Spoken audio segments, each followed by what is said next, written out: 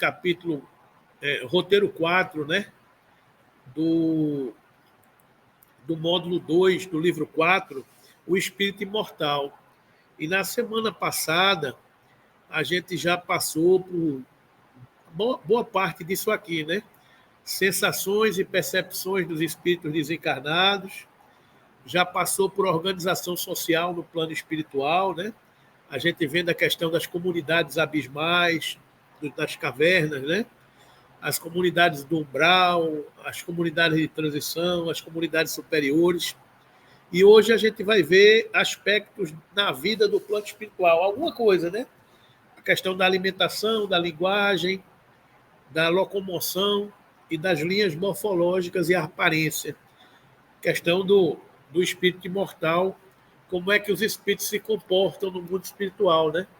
A obra de André Luiz é para isso, é para nos falar da vida no mundo espiritual, né? Essa autorização que ele recebeu para escrever essa obra é nesse sentido, da gente ser esclarecido quanto a como é a vida no mundo espiritual. Essa revelação, esse estudo, essa capacidade que a gente tem de entender como a vida se desdobra. Isso é muito positivo, né? A gente já saber daqui de que não há morte, né?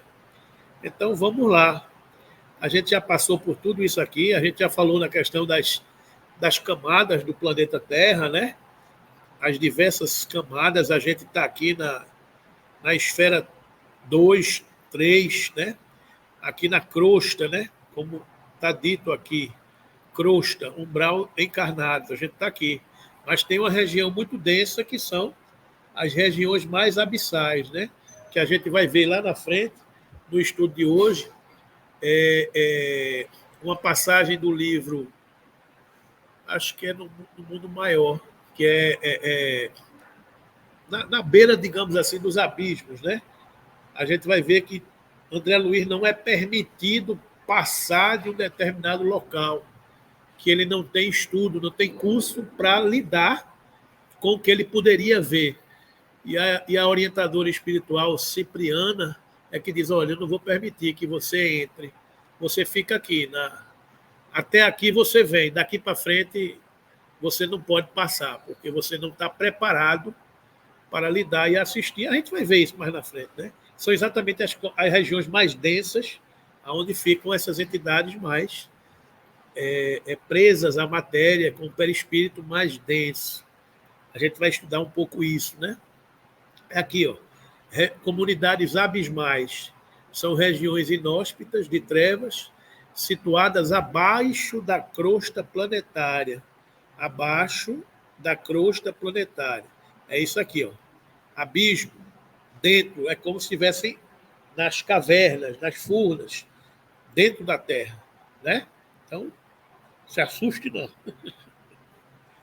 Então, conforme se encontram descritas pelo André Luiz, em Nosso Lar, capítulo 44, As Trevas, Obreiros da Vida Eterna, capítulo 8, Trevas e Sofrimento.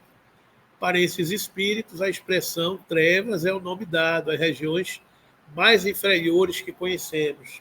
São localidades de grande sofrimento existentes no além, onde vivem milhares, milhões de espíritos que preferem caminhar às escuras pela preocupação egoística que os absorve, costumam cair em precipícios, estacionando no fundo do abismo por tempo indeterminado. A gente costuma dizer que ele fica preso às suas próprias cristalizações. E provavelmente aqui nessa assembleia tem muitas dessas almas que são trazidas à nossa casa para assistência, para esclarecimento nas regiões mediúnicas, mas que estão sendo preparadas aqui. A esses amigos nós nos dirigimos nessa hora para falar da naturalidade da vida em todos os planos, onde tudo é plano de Deus, onde a vida sempre se manifesta. Então, se hoje estão mergulhados mais profundamente pela densidade fluídica de seus pensamentos, eles são convidados a saírem daí para a luz. Esse é o convite que Deus permanentemente o faz, né? Saiam, venham para a luz, caminhem para a luz. Sigam as pegadas do Cristo, né? Então, é um pouco isso que a gente vai estudando aqui. A gente passou por essa questão das colônias espirituais, né? Que tem... A gente viu onde é que ficam, mais ou menos, as colônias espirituais. Fica aqui entre as camadas 3 e 6, né? Fica aqui na camada 4, na camada 5. Ficam aqui lá em cima, né? Lá em outros planos é onde se situam as diversas moradas espirituais de acordo com o padrão fluídico e evolutivo de cada espírito, né? Quanto mais evoluído for o espírito, mais leve, mais fluido, mais sutil é a matéria que compõe o seu perispírito. E por ser mais leve, mais sutil, maior facilidade ele tem de ascender. Quanto mais densa for a matéria psíquica, os pensamentos, as coisas onde a gente é preso às coisas da matéria, mais pesado é o perispírito. Então ele fica nas regiões mais profundas, não consegue ascender. Diga aí, meu irmão. Qual é o seu suicídio? Depende. Aonde está o teu tesouro, aí estará o teu coração, né? Eu disse aqui, Carlos, a pergunta de onde se situam os suicidas é a pergunta que Emmanuel perguntou a Chico, que é um criminoso, né? Criminosos somos todos nós, como somos descobertos. O que é o suicida? É aquele que atentou contra a sua própria vida. A gente já viu aqui a questão do desencarne, aqueles que rompem o fluido de uma vez por todas, digamos, de uma forma abrupta. Como há uma cola chamada fluido vital ligando o corpo ao perispírito, há uma dificuldade maior em desencarne. Agora, eu não posso aqui dizer que há uma regra absoluta. O suicida vai ficar no vale dos suicidas, sofrendo o tempo que for necessário para esgotar o fluido que ele tinha. Pode ser, mas eu não conheço os mecanismos de intercessão e de amor da providência divina. Pode ser que tenha um espírito que suicidou-se, mas que tenha sido acometido por uma intercessão e por um benefício. Sei lá, alguém que se fere na carne e era para passar por um sofrimento. Mas na carne a gente não tem hospitais, não tem pessoas que intercedem e que aliviam o sofrimento. Na carne a gente não tem analgésico para diminuir a dor, não tem colírio para eu botar nos meus olhos quando eles ficam vermelhos e aliviam a dor que eu estou sentindo. Se assim é na matéria, quanto mais no mundo espiritual, né? Então existem muitos mecanismos para aliviar o sofrimento. Agora, há uma região mais densa aonde os espíritos sofredores que atentam contra a sua própria vida habitam? Sim. Como tem uma obra chamada O Vale dos Suicidas, que descreve determinadas situações. Memória do Suicida, né? Que é o Vale dos Suicidas, de memória de um suicídio. São socorridos lá. Aqui nas reuniões mediúnicas a gente socorre muitos espíritos que se sentem sem cabeça, que se sentem mutilados, com cortes nos pulsos, com envenenamento. A gente atende muitos espíritos ainda presos a essas sensações, porque são sensações que cristalizam emocionalmente no espírito e ele sente-se preso àquela situação. Alguns espíritos que relatam que sentem o seu corpo passando pelo processo natural de decomposição. Isso a gente assiste. Agora, isso não é uma regra absoluta. Eu não posso estar dizendo que desencarnou por suicídio, vai sofrer. É natural, da lei que sofreria. Mas há mecanismos de alívio, há mecanismos de intercessão, né? Então, como regra geral, a gente vai dizer que o espírito que suicidou-se, ele vai responder e provavelmente vai passar por um período de maior dificuldade, quando ele se encontrar com essa realidade. Mas não quer dizer que ele vai sofrer eternamente. Essa pode ser muito breve, pode ser um instante e pode demorar mais. Depende do seu pensamento, né? André Luiz, que foi um médico da Terra, foi tratado como suicida no mundo espiritual. Então, ele não atentou o suicídio conscientemente, mas há o suicídio inconsciente, que todos nós, de alguma forma, praticamos. Porque todas as coisas que nós fazemos que não sejam para preservar a vida, é contra a vida. Então, comer mais, beber mais, exercitar-se desregradamente, tudo isso é atentar contra a vida, do desequilíbrio da vida. Né? Agora, quem vai julgar? A misericórdia divina é que tem condições de avaliar as circunstâncias de cada um. Né? Dito isto, vamos em frente. Eu tenho muito medo, sabe, Carlos, de dizer, de taxar tudo com regras absolutas. Eu tenho muito receio quanto a isso. Porque, como a gente dizia aqui, se na Terra cada processo que vai ser julgado é um processo com atenuantes, com agravantes, com defesa, com acusação, imagine no mundo espiritual.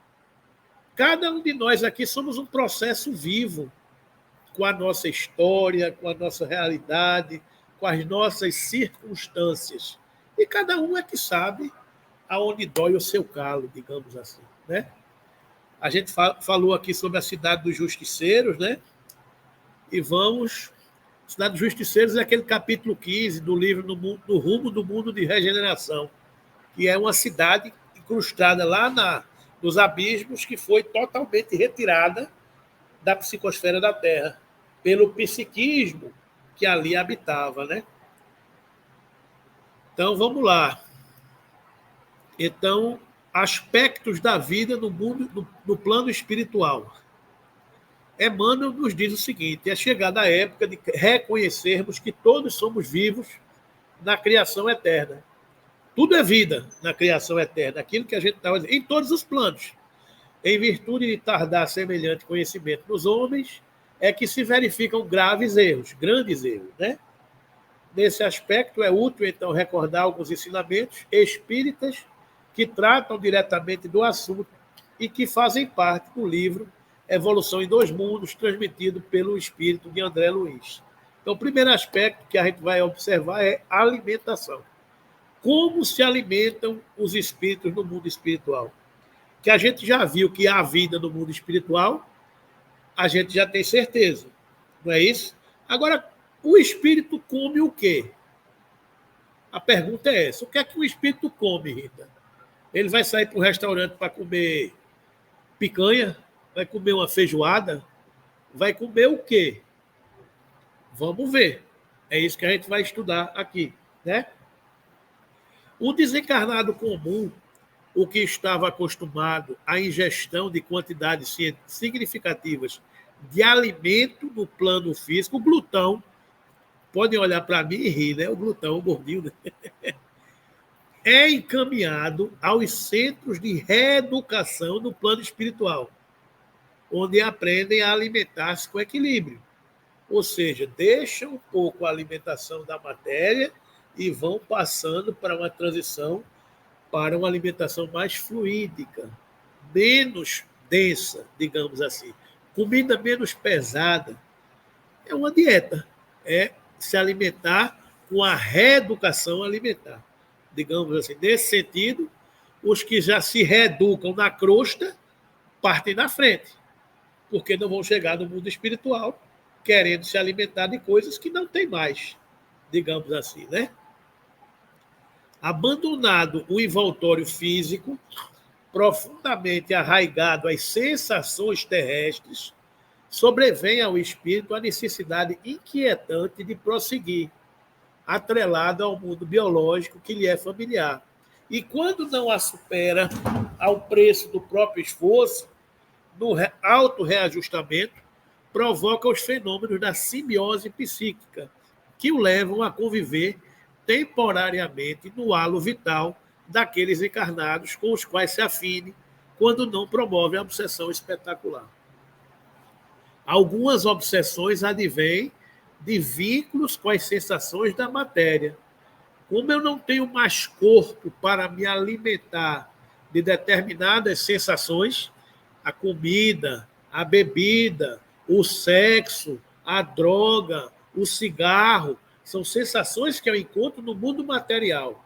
Como eu não tenho mais um veículo físico que me proporcione isso, eu posso me acoplar a algum organismo físico no mundo material e sugar essas sensações. É o que ele está dizendo aqui. Daqui, a obsessão espetacular.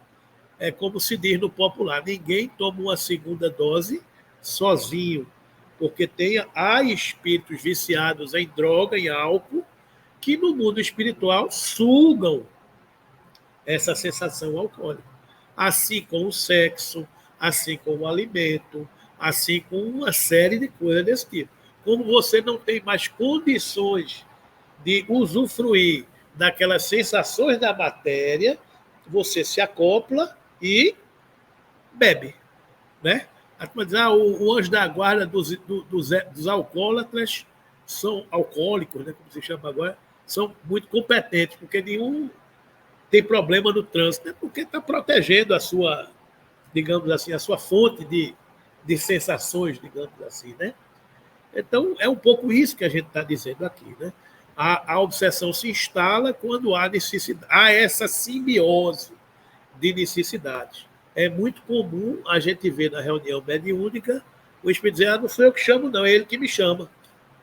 Um fica se alimentando do outro na hora do vício, digamos assim, né? Ali encontram alimentação semelhante à da terra, porém fluídica.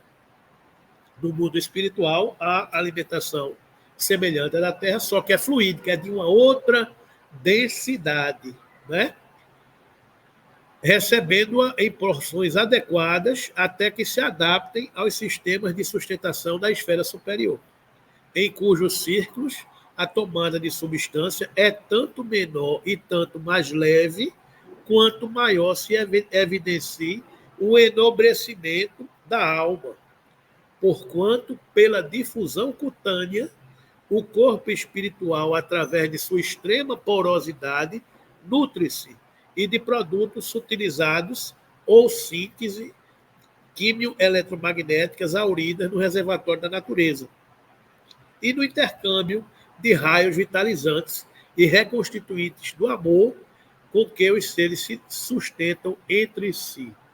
Então, o que está sendo dito aqui é que o corpo espiritual, por ser muito poroso, ele se alimenta pela porosidade do seu corpo, pelos fluidos do Sol e pela simbiose magnética entre os seres, onde o amor sustenta uns aos outros, né? Então, o amor nos sustenta muitas vezes. Essa troca fluídica de relacionamento, o Sol, o ar. Essa é a química. Sol, ar, respiração. O espírito respira por todo o perispírito e a troca fluídica de sentimentos. Isso alimenta a alma. Quanto mais fluídica for a alma, mais ele necessita deste alimento. Quanto menos fluídica e elevada for a alma, mais necessidade ele tem do alimento material. Esse é que é o... Pois não. Hein? Não entendi, não entendi. A gente vai avançando aqui. Olha uma coisa. Posso? Pode? O jeito perde a mulher. Ele também está apaixonado, perde a mulher. Aí começa a tomar alguns. Esse espírito pode ser atraído. Esse espírito, ele vai participar desse conluio. O espírito da mulher? Não, Quem desencarnou? Sim. Foram afastados pela morte, mas se amaram. O cara começou a beber. Sim. Bebe e fica de fora. Esse espírito pode ser atraído. Mas esse espírito não tem nada a ver. Ele é atraído pelo amor, não pelo ódio. Veja, pelo que eu estou entendendo, está dizendo o seguinte: existia um casal que se amava. E que continuam se amando. Só que um está no plano espiritual, o outro está no plano material. E porque ele se sentiu sozinho na Terra, ele começou a beber. E quando ele fica de porre, quem é que é atraído? Você está falando? É a esposa? Isso, é. Ele coloca um pensamento. A esposa, quando ele amava e ele ficava de porre, acompanhava ele? Pode ser que ela continue, mas pode ser que ela desista. Diga, sublimar isso, eu não quero mais beber. Porque não tem esposa que se afasta do marido ou a esposa se afasta da esposa quando está de porre. Isso não muda. As nossas vinculações emocionais, elas permanecem, digamos assim. Agora, a sensação do alcoólico não só atrai quem você ama, atrai quem não tem mais corpo para beber. Então pode ter no meio uma falange, não sei se é uma falange, mas alguns espíritos que queiram essa sensação e que lhe incentivam a beber. Porque você, às vezes, não está com vontade de beber, só vamos tomar uma. Não por você, mas por ele. Ah, mas hoje é segunda-feira. Não tem problema não, vamos beber. Ah, mas hoje é terça-feira, vamos beber. Porque você que está alimentando o que não é seu, digamos assim, né? Então, depende, entendeu, Carlos? A coisa é muito difícil você precisar o que está acontecendo. Mas pode atrair terceiros, sim. Né? É por aí. Como se verifica a alimentação dos espíritos desencarnados? Encarecendo a importância da respiração, é aquilo que a gente estava falando, né? Do sustento do corpo espiritual, basta lembrar a hematose do corpo físico, pelo qual o intercâmbio gasoso se efetua com segurança, através dos alvéolos. Aí é biologia, né? A alimentação do corpo, que os alvéolos se alimentam, as células são nutridas por oxigênio, que circula na corrente sanguínea, né? Dos quais os gases se transferem do meio exterior para o meio interno e vice-versa, atendendo à assimilação e desassimilação das variadas atividades químicas do campo magnético, orgânico.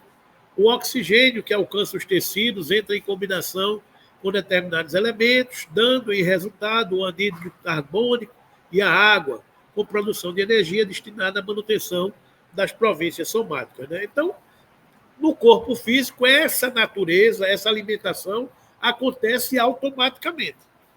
Enquanto estamos aqui, todo mundo está se alimentando pela respiração. A gente respira, o oxigênio é um combustível que circula na corrente sanguínea, que quimicamente ele se combina e que ele alimenta cada parte do seu organismo fisiológico.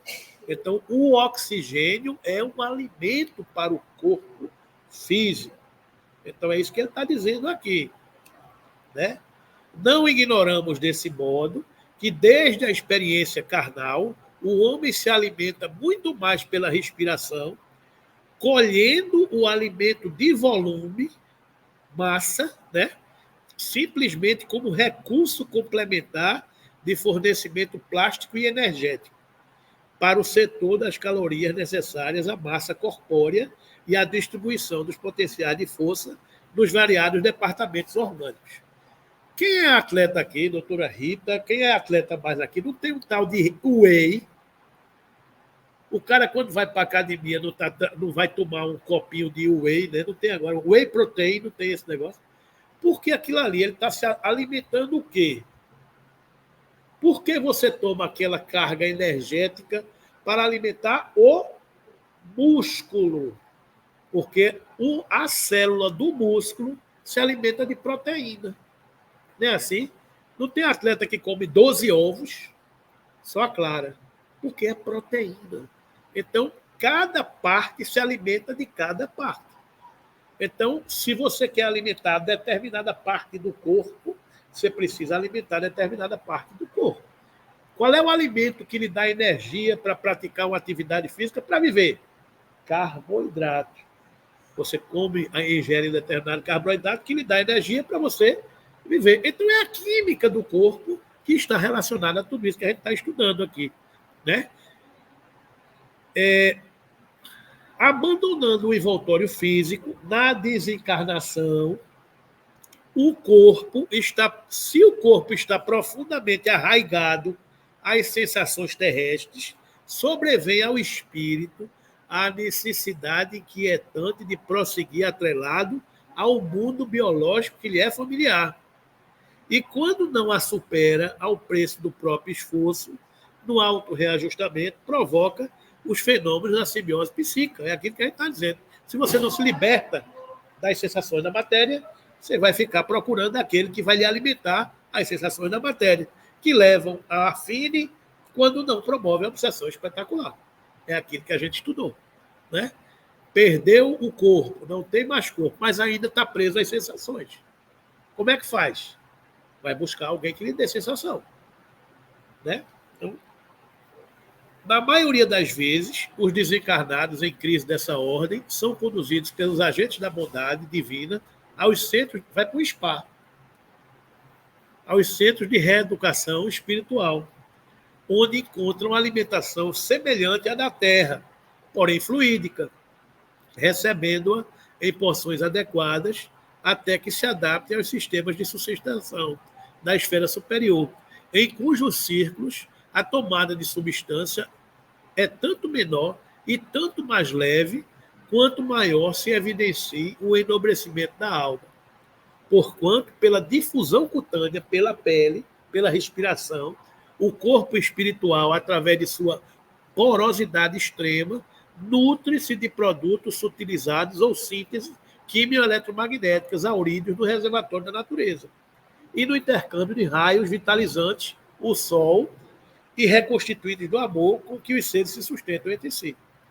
Quando a gente está sem levar sol, a gente não fica sentindo necessidade de alguma coisa. A gente não tem necessidade de se alimentar do sol, porque alimenta o nosso corpo. Né? A gente recebe os raios solares e se alimentam. Né? Essa alimentação psíquica, por intermédio das projeções magnéticas, trocadas entre aqueles que se amam, esta alimentação psíquica, eu vou grifar de novo e a gente vai entrar no capítulo sobre isso aqui, que é muito importante a gente entender isso aqui.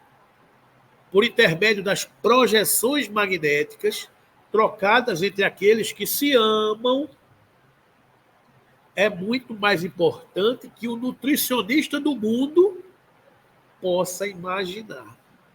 De vez que por ela se origina a ideal euforia orgânica e mental da personalidade. Daí porque toda criatura tem necessidade de amar e receber amor, que se lhe mantenha o equilíbrio geral.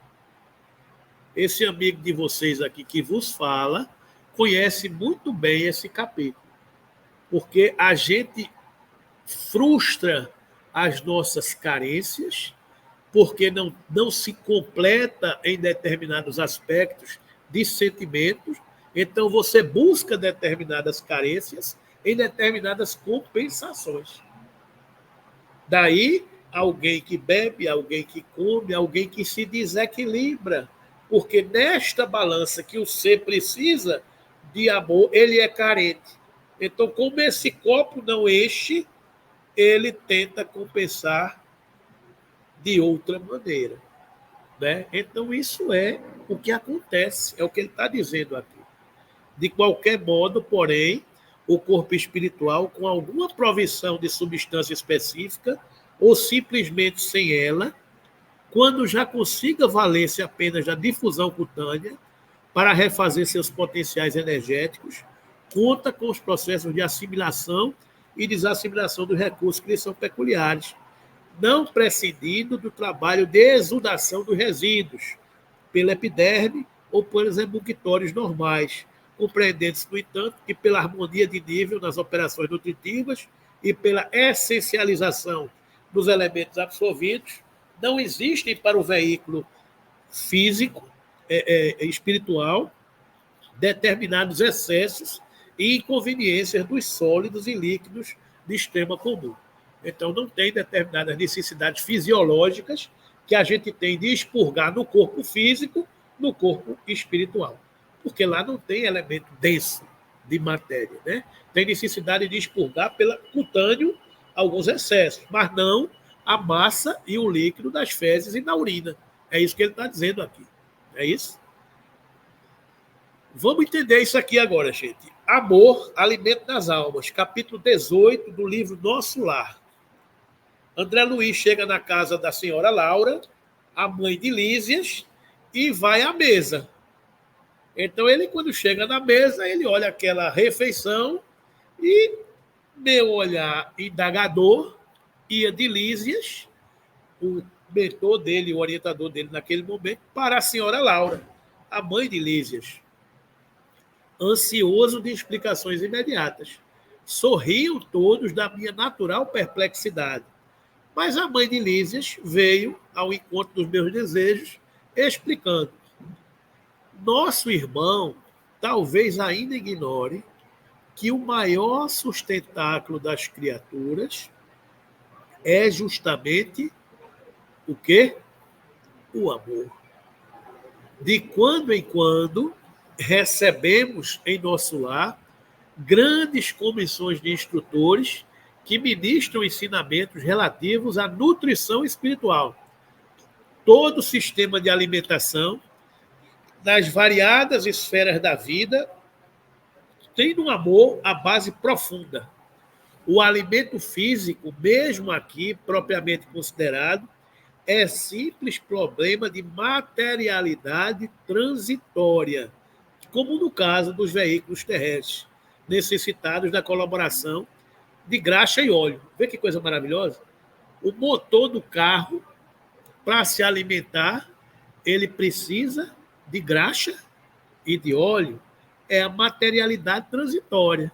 A alma em si, o nosso espírito, nutre-se apenas de amor. Não é maravilhoso isso, querido? Quanto mais nos elevamos no plano evolutivo da criação, mais extensamente conheceremos essa verdade. Não lhes parece que o amor divino seja o cimo do universo? O cimo é a sustentação, né, a motivação, o equilíbrio do universo.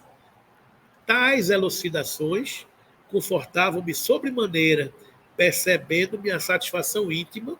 Lísias interveio acentuando: tudo se equilibra no amor infinito de Deus. E quanto mais evolvido o ser criado, mais sutil o processo de alimentação. Quanto mais evoluído, mais sutil o processo de alimentação. O verme no subsolo do planeta nutre-se essencialmente da terra. O grande animal colhe na planta os elementos de manutenção, a exemplo da criança sugando o seio materno. O homem colhe o fruto do vegetal, transforma-o segundo a existência do paladar que lhe é próprio e serve-se dele à mesa do lar.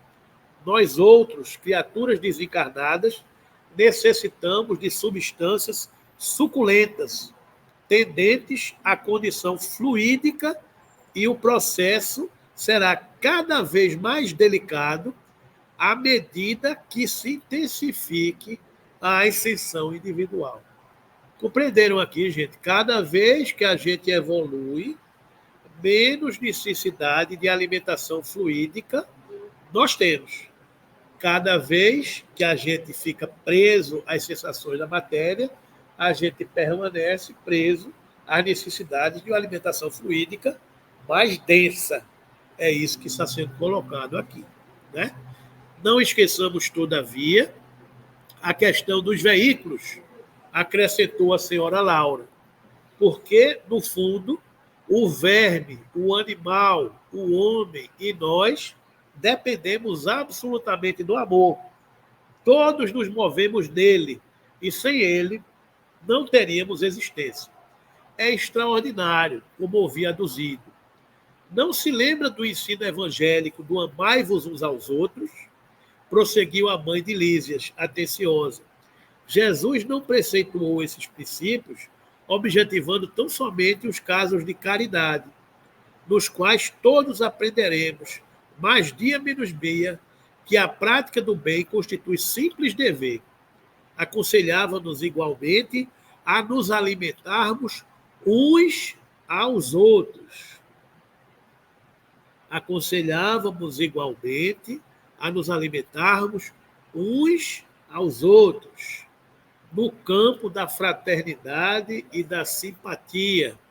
O homem encarnado saberá mais tarde que a conversação amiga, o gesto afetuoso, a bondade recíproca, a confiança mútua, a luz da compreensão, o interesse fraternal, patrimônios que se derivam naturalmente do amor profundo, constituem sólidos alimentos para a vida em si.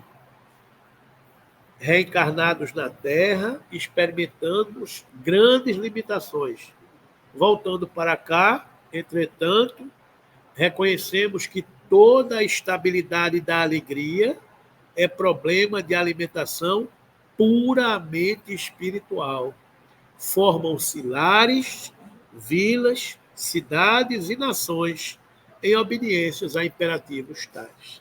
Ou seja, quem vive em um ambiente onde o amor flui naturalmente, onde há fraternidade, simpatia, conversação amiga, gesto afetuoso, bondade recíproca, confiança mútua, luz de compreensão, interesse fraternal, vive em um banquete espiritual. Agora, infelizmente, a gente não encontra estas opções no cardápio na maioria das famílias da Terra. Infelizmente, a mesa está vazia de alimentos do espírito e está cheia de alimentos do corpo. Quando a gente está pensando numa transição, a gente está pensando em mais espírito e menos matéria.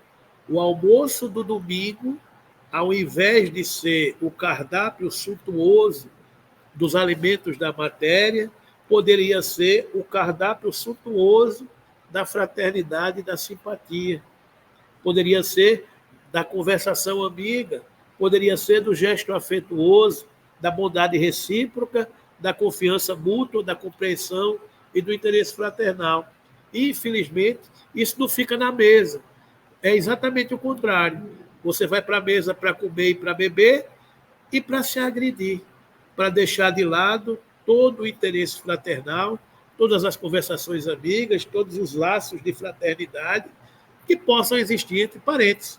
E na hora que você fica entorpecido pelos vapores alcoólicos, você bota para fora todas as suas diferenças. Então, o que seria para aproximar, separa.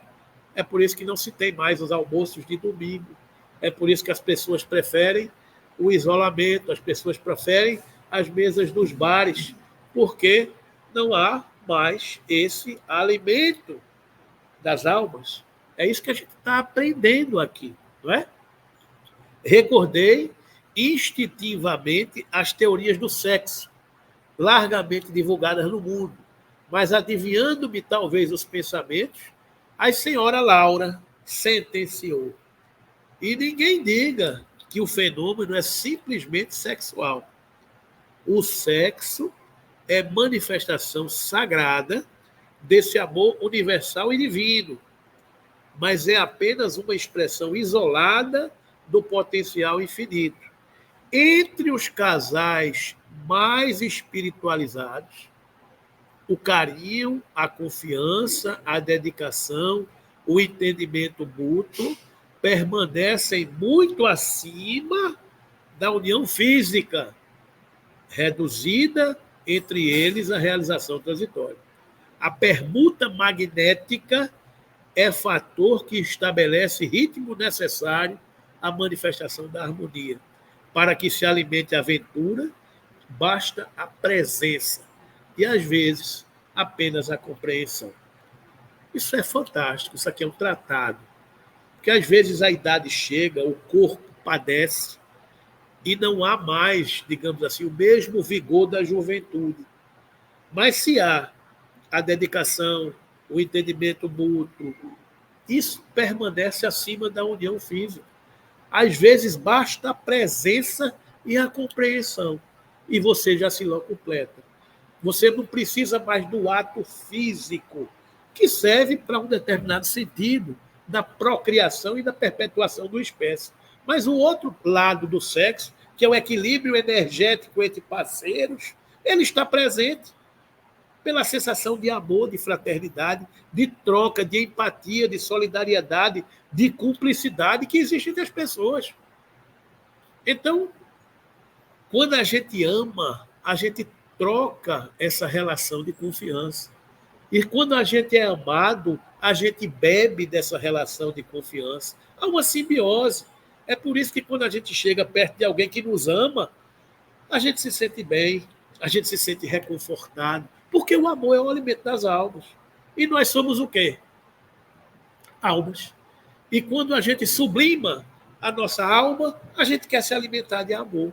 Quando a gente deixa de lado a nossa alma, e quando a gente está encarnado, a gente quer se alimentar de quê? Da matéria. Então, esse é o equilíbrio que a gente deve buscar. Né? Valentes da pausa, Judite acrescentou: aprendemos em nosso lar que a vida terrestre se equilibra no amor, sem que a maior parte dos homens se aperceba. Almas gêmeas, almas irmãs, almas afins, constituem pares e grupos numerosos, unindo-se umas às outras, amparando-se mutuamente, conseguem equilíbrio no plano de redenção. Quando, porém, faltam companheiros, a criatura menos forte costuma sucumbir em meio da jornada. Se falta esse alimento, você vai buscar compensações em outros aspectos do mundo material. É isso que a gente está dizendo. É simples assim. Essa é a nossa doutrina espírita, nos esclarecendo tantas informações. E quando você busca essa compensação em outros aspectos da matéria, normalmente você não estará sozinho. Você vai encontrar companheiros ou companheiras que se afinam com as mesmas necessidades e carências que você tem. Então você arrumou de graça algum outro companheiro para estar sugando as energias que você também pensa que está se alimentando sozinho. Entenderam, gente? Entendeu o caso? Então é simples assim. Se você tem uma frustração, compensação. É simples assim, é a lei natural. A complexidade se dá em aceitar. Mas a lei é simples. A lei é simples. A gente tem dificuldade de aceitar, porque a gente ainda está preso essa cidade dos justiceiros. Essa cidade dos justiceiros. Eu não sei se eu vou conseguir mostrar para vocês aqui, que eu falei aqui no diálogo.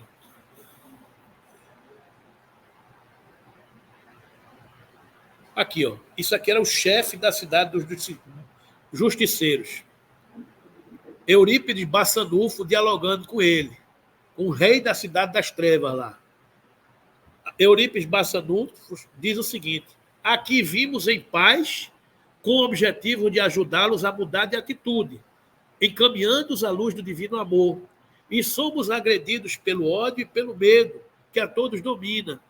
Jesus é o Senhor e ninguém o vence, porque é a luz do mundo e a porta para a salvação. Por que o odiais? O diálogo com a força moral de Eurípides Bassanufo, dizendo ao chefe daquela coletividade incrustada nas falanges, né? Mais densas, né? Nas cavernas. A algaravia era ensurdecedora, a massa espiritual imensa, porque atraía outros passantes e atormentados, estava enfurecida e descontrolada. Alguns gritavam com medo, supondo estarem diante de figuras dos deuses mitológicos e devastadores, também infernais e mais poderosos do que esses, que os felicitavam e ajoelhavam-se, arrastando-se pelo piso imundo, vociferando com os olhos em brasa. Não sou eu, não. Com os olhos em brasa, o algoz ergueu sua lança primitiva e o escudo ameaçadoramente, descendo alguns degraus e, vis-a-vis, face a face, deteve-se diante do apóstolo sacramentando: odiamos o seu governante e construímos esse reino para a justiça das suas vítimas. Todos que aqui residimos estamos em processo de recuperação dos males sofridos pelos seus representantes. E hoje desejamos que todos vivam o quê? O gozo sem fim que ele tentou inibir com a sua falsa pureza. Ou seja, são espíritos revoltados com o Cristo e dizendo que odeiam o Cristo e que perseguem o Cristo e que o Cristo tentou inibi-los de viver um mundo puramente de sensações. É esse diálogo que está aqui sendo travado, né? Destruiremos a memória do farsante da cruz, apresentaremos as suas e as misérias dos seus seguidores, que foram impostos à sociedade dos tempos passados através da história. Não cessaremos ou diminuiremos o nosso avanço, especialmente do grupo que logo mais seguirá na direção das criaturas humanas. O ataque à sociedade cristã na Terra, né? Para exterminar os desventurados que a eles se apegam.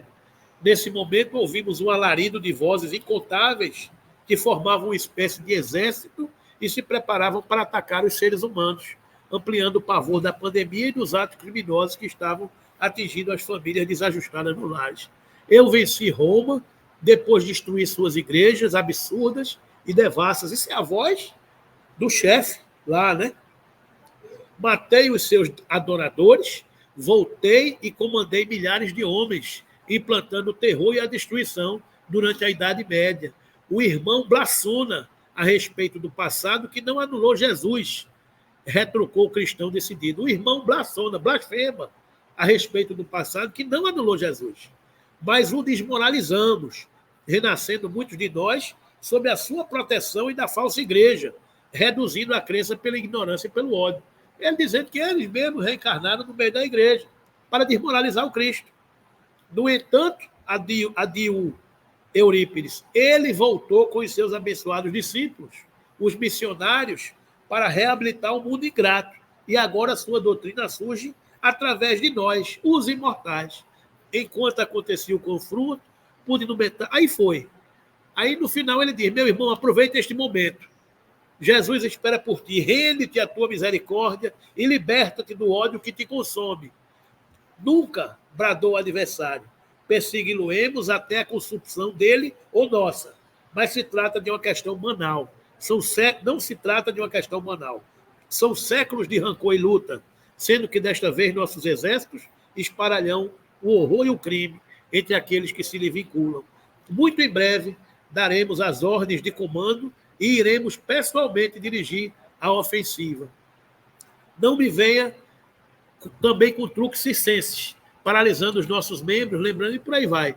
Aí, nessa hora, Eurípides consumiu a tentativa do diálogo e disse, no mesmo instante, o visitante que representava o Senhor concluiu a nossa visita. Cumprimos com o nosso dever.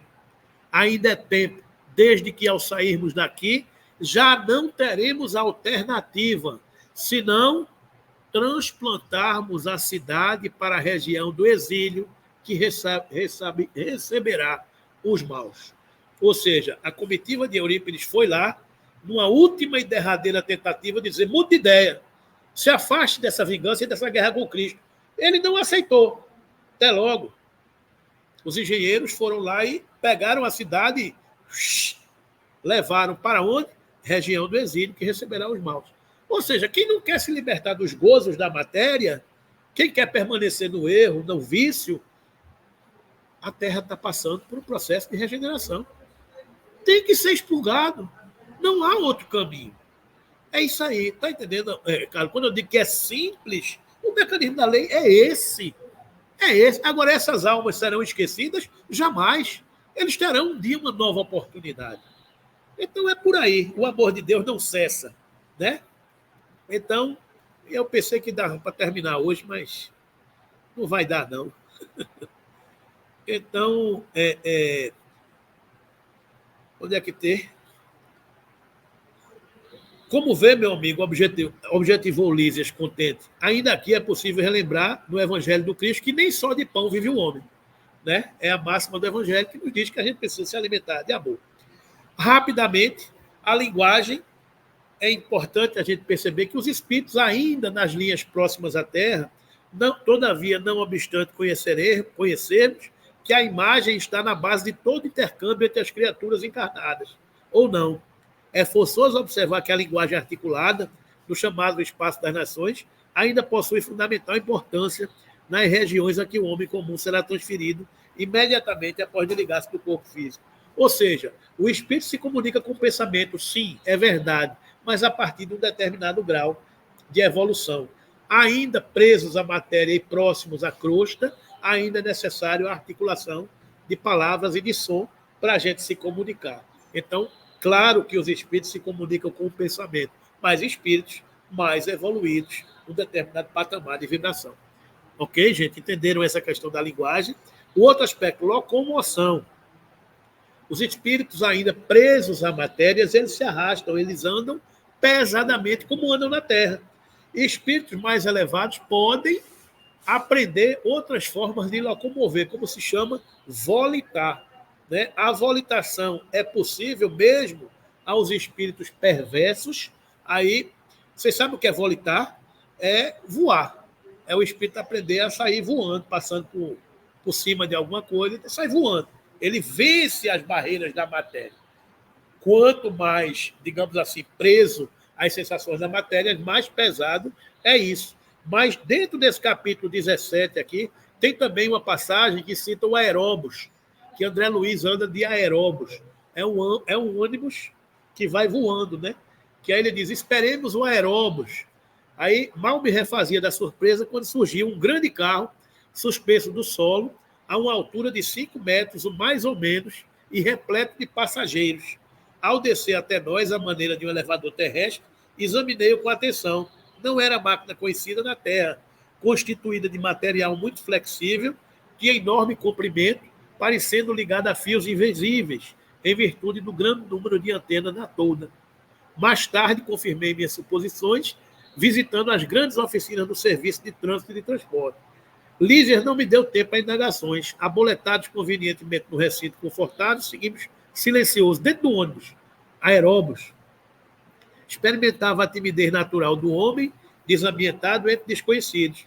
A velocidade era tanta que não permitia fixar os detalhes das construções escalonadas no extenso percurso. A distância não era pequena, porque só depois de 40 minutos, incluindo ligeiras paradas de 3 em 3 quilômetros, me convidou Lízias a descer sorridente a campo. Então, o meio de transporte anda flutuando. É aqueles filmes do Jetson, lembra aquele filme que aqueles carros tudo voando? Então, no mundo espiritual, já tem carro voando que está navegando por lá, digamos assim. Né? Então, isso é um meio de transporte que a gente vê em nosso lar. E a questão da volitação. Linhas morfológicas. O corpo físico ainda permanece sendo o modelo que a gente adota no mundo espiritual. O corpo espiritual é um corpo que é o molde do corpo físico que a gente está utilizando. Né? Então, o que a gente pode imaginar e estar vendo no mundo espiritual são espíritos com a mesma roupagem carnal que nós temos. Aí vocês dizem, e no mundo, nas reuniões, você vê citar espíritos em forma de animais? Sim, existem espíritos que se transformam em animais por 2 motivos. Primeiro, para se esconderem de almas que querem persegui-los. Segundo, para assustar outros que eles querem assustar. Então, ele, como o perispírito é de uma matéria plástica, ele pode plasmar garras, animais, ele pode se tornar uma fera. E é comum a gente ver nas reuniões mediúnicas chegar espíritos em forma de animais, animalizados. E a gente, nas reuniões, a gente tenta fluidicamente fazê-los voltar ao formato hominal. Né? Então, esses espíritos que habitam determinadas regiões mais densas, muitos deles andam em manadas, em forma de animais, de bichos, para poder assustar. Né? Então, mas normalmente a forma que nós devemos ter é a forma humana. Né? A forma individual em si obedece ao reflexo mental dominante, notadamente no que se reporta ao sexo, mantendo-se a criatura com os distintivos psicossomáticos de homem ou de mulher, segundo a vida íntima, através da qual se mostra com qualidades espirituais acentuadamente passivas ou ativas ou passivas. Os espíritos superiores, pelo domínio natural que exercem sobre as células psicossomáticas, podem adotar a apresentação que mais proveitosa se lhes afigure, com vistas à obra meritória que se propõe realizar. Ele pode plasmar a figura que ele quer plasmar, né? É importante considerar, todavia, que os espíritos desencarnados, mesmo os de classe inferior, guardam a faculdade de exteriorizar os fluidos plasticizantes que lhes são peculiares, espécie de aglutininas mentais com que envolve a mente mediunicamente encarnada. Recursos esses nos quais plasmam como lhes seja possível as imagens que desejam expressar. É aquilo que eu estava dizendo aqui. Eles podem plasmar a figura de um animal, de um bicho, de alguma coisa que ele quer fazer. Porque eles dominam esse recurso de plasmar a organização espiritual que eles carregam. E tem no capítulo 13 de Missionários da Luz algumas referências muito interessantes sobre o corpo físico. Então, quem quiser depois estudar um pouco isso lá, na verdade, na hora que ele fala da preparação de uma reencarnação, onde André Luiz vai visitar o Departamento de Planejamento Encarnatório e tem lá 2 modelos de homem e de mulher, de corpo físico, maravilhosos, para o estudo e a preparação da encarnação, né? E, por último, essa questão do limiar das cavernas, capítulo 17 do livro do Mundo Maior. É onde ele vai vendo tudo isso aí, que ele fala a questão de Cipriana não deixou o André Luiz passar para encontrar determinadas regiões mais densas, né? Aí tem aqui a história Está aqui, ó. A paisagem era francamente impressionante pelos característicos infernais que nos circundavam, notando a displicência de muitos daqueles irmãos infelizes. Não só optei as locubrações que me surgiam. Os grupos de infortunados agiam ali, desconhecendo os padecimentos uns dos outros. Certos grupos volitavam a pequena altura, como bando de corvos negrejantes, mais escuros que a própria sombra, a envolver-nos ao passo que vastos cardumes de desventurados jaziam chumbados ao solo, quais aves desditosas de asas partidas. Como explicar tudo isso? Ou seja, tinham espíritos imperfeitos, inferiores, naquelas regiões dessas, volitando. E André Luiz achou estranho. Como é que pode um espírito atrasado estar volitando, né? Aí ele inicia meu interrogatório dirigido ao instrutor, que disse o seguinte: será que estes míseros précitos nos veem? Alguns sim, mas não nos ligam maior importância. Estão muito preocupados consigo mesmos. Abrigaram no coração sentimentos rasteiros e tardarão em se libertar deles. Toda essa gente permanece, porém, desamparada, entregue a si mesma? Não, respondeu o cadeirado. Pacientemente funcionam por aqui inúmeros postos de socorro e variadas escolas, mesmo nas regiões mais densas, funcionam inúmeros postos de socorro e variadas escolas, em que muita gente pratica a abnegação. Há trabalho em todo o mundo espiritual, né? Os padecentes e as personalidades estruturadas são atendidas de acordo com as possibilidades de aproveitamento que demonstram. Estampou complacente expressão no rosto e considerou: as regiões inferiores jamais estarão sem enfermeiros e sem mestres, porque uma das maiores alegrias dos céus é a de esvaziar os infernos. É muito lindo isso, né, gente? Uma das maiores alegrias dos céus é a de esvaziar os infernos. Ninguém solta a mão de ninguém, né? Não?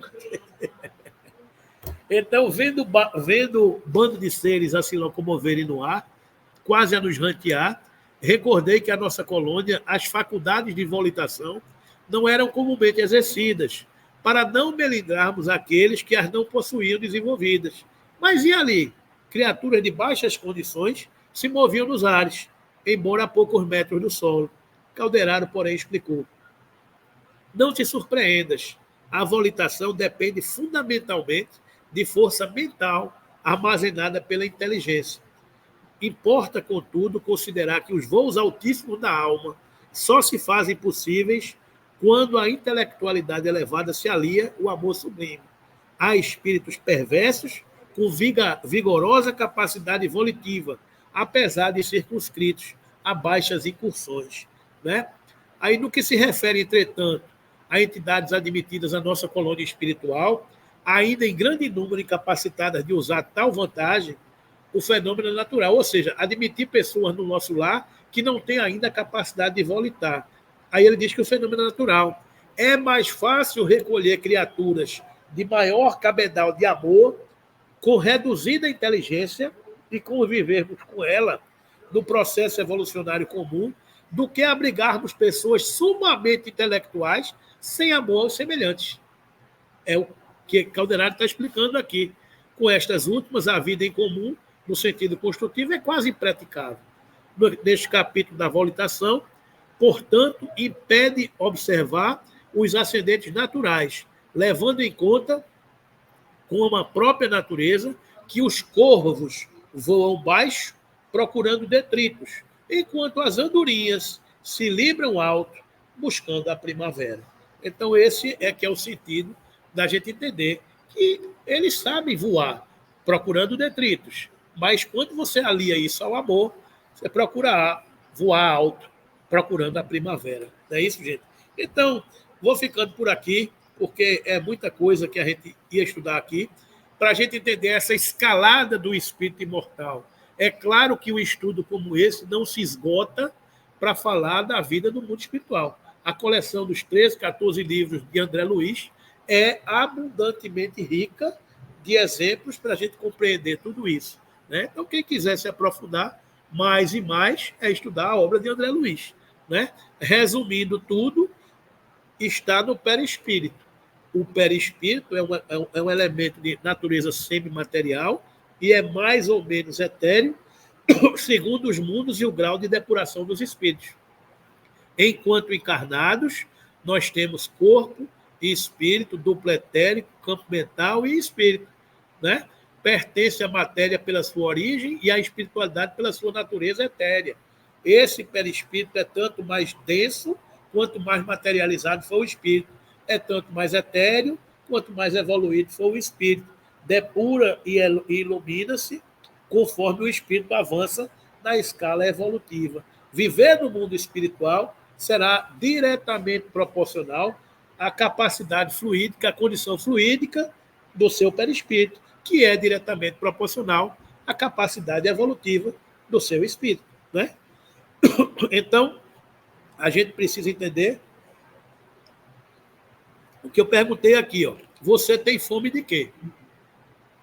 Como diz Cazuza, né? Você tem fome de quê? Você tem fome de amor? Se alimente de amor. Você tem fome de matéria? Se alimente de matéria. É aquilo que a gente estava conversando aqui.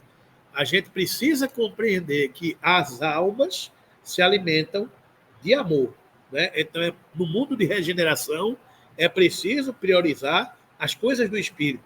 É preciso saber onde está o nosso tesouro. Então, nas diversas camadas, espírito, corpo mental, perispírito, corpo vital e corpo físico, do ponto de vista espiritual, a gente tem que, no corpo físico, a gente tem a medicina alopática.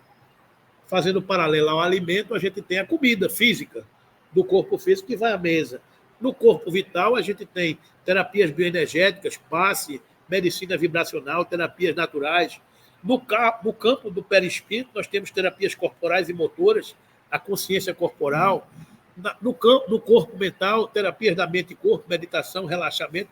Tudo isso são alimentos nas camadas espirituais que a gente possui, digamos assim, né? E no espírito, isso que a gente está fazendo aqui. Autoconhecimento, transformação íntima, razão, fé, esperança, caridade e amor, né? Então, que a gente possa compreender esses desafios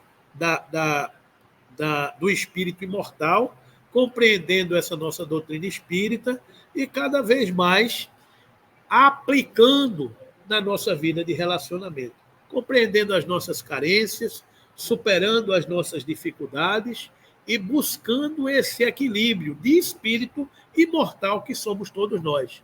Não precisa a gente esperar estar no mundo espiritual para começar essa nossa transformação. A gente pode começar ainda hoje, né?